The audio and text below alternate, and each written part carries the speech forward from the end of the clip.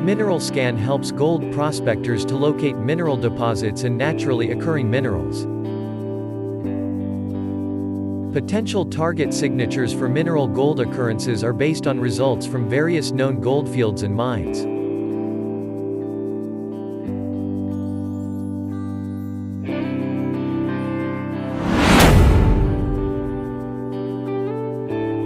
Connect the super sensor and select Mineral Scan.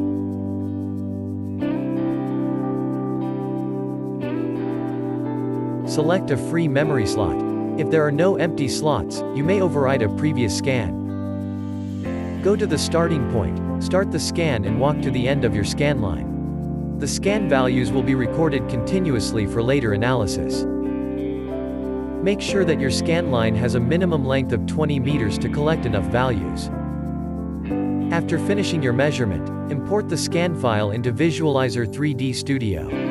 Switch to side view and scale the scan image to identify potential mineral occurrences. Look for a signature that is commonly referred to as hit within a hit. This is a small value that is attached to a larger one. You located a potential mineral field? Proceed with a 3D ground scan to determine the size of the field.